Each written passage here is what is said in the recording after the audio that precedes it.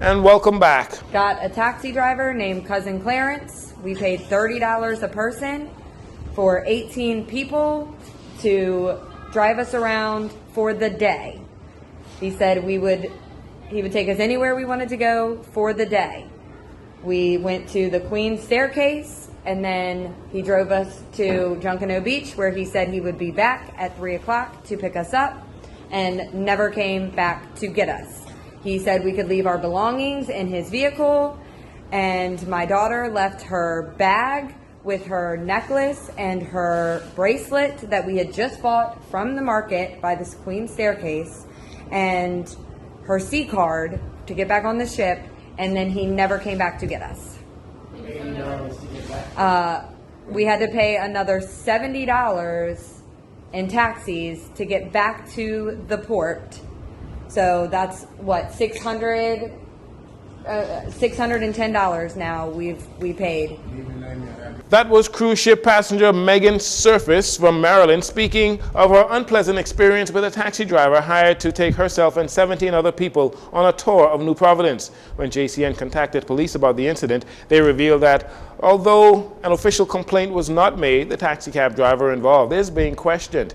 Here is how things transpired according to the taxi driver who spoke about the incident on social media. I had these people today on a tour, 17, 18 of them, for $30 a person. I've been to the fort almost an hour with these people. They tell me, say, I must get them to the beach, come back for them like 3 o'clock. I reach to the 2:45 early. 3:20, these people ain't never show up. You know what I'm saying? So I leave. They can't say they leave no bag or nothing in the bus, because when I get to the fort, one man who's in the front, he say, I can leave my whatever backpack in the bus. Then he said, no man, I can carry it. They leave it. Then people don't even want to leave nothing in the bus, they gone. So 20 minutes after 3, I still was there. I said, boy, you know something? These people, I ain't warm with them. The ship right there, if they really want to get back to the ship, let them go. I have to leave early or they come back late. But I know one thing. I ain't stay there till no 3:30 or no 3:45, because guess what? If the ship say 10 minutes, you know what I'm saying? Ain't no different from the ship. So I don't want nobody think I obligated to stay there and wait till they decide they won't come back. I don't have to wait. I run in a business, and that's the way it go. Now, whoever with problem with it, tell them they know exactly what to do. Meanwhile, Bahamas Taxi Cab Union BTCU President Wesley Ferguson says it is very disappointing to hear that a taxi driver would conduct himself in such a manner. In all honesty, that is basically criminal, to just take a tourist money, did not deliver on the goods, and of course the tourist is claiming that, some of her personal items were also lost in that ordeal. And this is just indicative of what I was forecasting, that with the influx of these new taxi drivers, untrained, and not having any love or concern for the industry itself, have no regard for man nor from the actual country, that they, do these things because as far as they're concerned, it's a quick buck, and it's what they need for that day, and they're not concerned what the repercussions or what the fallouts would be, as it pertains to, negative publicity that the Bahamas government or the tourist industry would have to do a lot of damage control as a result of this one act. Mr. Ferguson reveals that it was the effort of the union to record Mrs. Surface's statement. He shares more details on their involvement in making sure that wrongs were made right. And the thing is, the tourists would not have been able to, was not in a position to make an official complaint, because the tourist was basically late getting back on their cruise ship. They didn't want to lose, they didn't want to miss the opportunity of getting back on the cruise ship in time, and then the cruise ship would leave them. So she made an official complaint at the taxi call-up system in the booth at the Nassau Cruise Ports International facility, where the union is in total control of that call-up system. Our union executives were able to get a recording from her, or video recording, so that we would have something to go on. And in fact, we intend to reach out to her right after we found out exactly what the situation with the police is. And of course, that matter was reported to the new controller, Mrs. Linda Moxie, and we are waiting on her to make a ruling on that. And then we would have to reach out to those people and see how best we could assist them in retrieving their funds, because basically they didn't get value for their money. According to President Ferguson, although the taxi cab driver gave the family of 18 a deal for the tour at $30 per passenger, with $40 being the fare agreed between the union and Nassau Cruise Port for tours of New Providence, he says the taxi driver in question overloaded his vehicle, which is only able to hold 12 people maximum. He adds that the union predicted there would be cases like these due to the influx of new and untrained taxi drivers.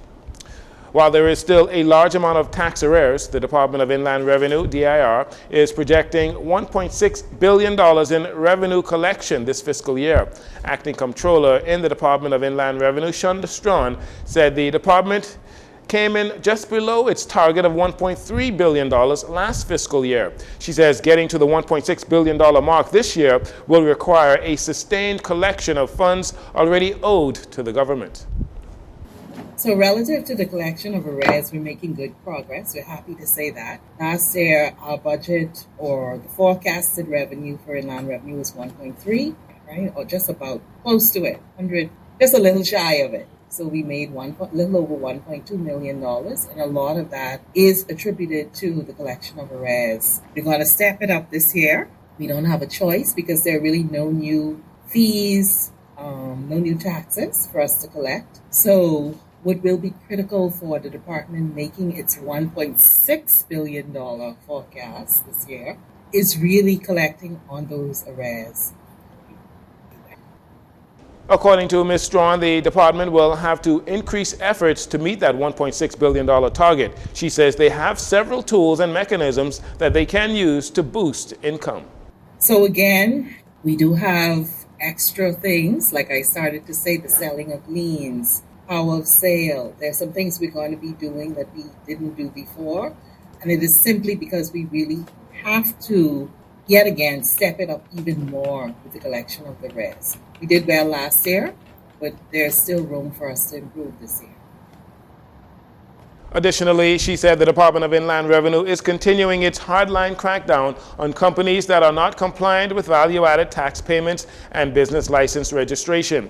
Strawn said real property tax also remains a contentious issue for the department that has new powers to collect what is owed to the government. She said they will not shy away from doing things like garnishing wages or property for real property tax arrears. More from the fallout of the recent Babe Ruth Caribbean Baseball Championships hosted here in the Bahamas at the Andre Rogers Baseball Stadium.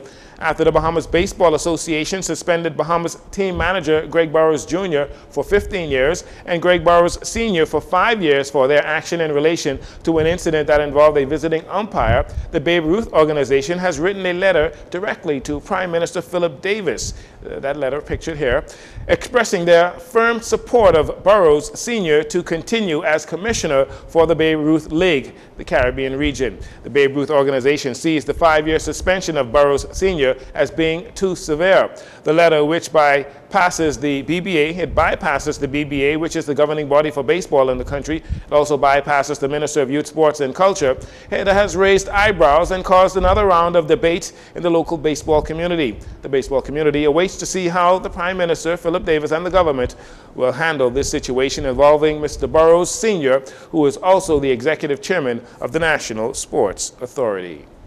And finally, the Bahamas men's national basketball team pummeling Cuba, beating them by 41 points last night, 109-68 in their opening game at the FIBA International Basketball Federation Olympic pre-qualifying tournament in Argentina. Again, that was Monday night. The Bahamas shot lights out from the field, making 63% of their shots, shooting 24 of 38 from the field.